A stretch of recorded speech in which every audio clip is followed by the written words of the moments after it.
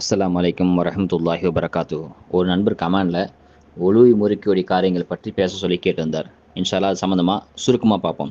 ஒரு 8 விஷயங்கள், அந்த 8 விஷயங்கள் செஞ்சா ஒழு முடிஞ்சிரும். முதலாவது மயக்கம் வந்தா ஒழு முடிஞ்சிரும். 2வது பைத்திய நிலை அடைஞ்சா ஒழு முடிஞ்சிரும். 3வது வாய் நிறைய வாந்தி எடுத்தா ஒழு முடிஞ்சிரும். 4வது வெடி சிரிப்பு தொழுகையில வெடி சிரிப்பு சிரிச்சா ஒழு முடிஞ்சிரும். 5வது சாஞ்சி தூங்கினா, அதாவது ஆழ்ந்த தூக்கத்துக்கு போயிட்டீங்கன்னு சொன்னா, செவுத்துல சாஞ்சி தூங்குறீங்க அல்லது ஆழ்ந்த தூக்கத்துக்கு போயிட்டீங்கன்னு சொன்னா ஒழு முடிஞ்சிரும்.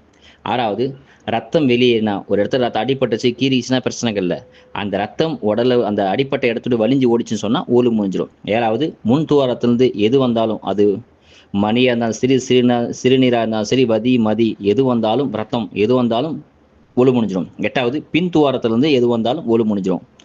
இது எல்லாமே சில பேர் சொல்லுவாங்க, விளக்குமாறு தொட்டா ஒழு முடிஞ்சிரும், டிவி பார்த்தா ஒழு முடிஞ்சிரும், கெட்ட வார்த்தை பேசினா ஒழு முடிஞ்சிரும்னு சொல்லுவாங்க. இதனால ஒழுலாம் முடியாது. ஆனா கெட்ட வார்த்தை பேசுறது இஸ்லாத்துல தடை செய்யப்பட்ட ஒன்று.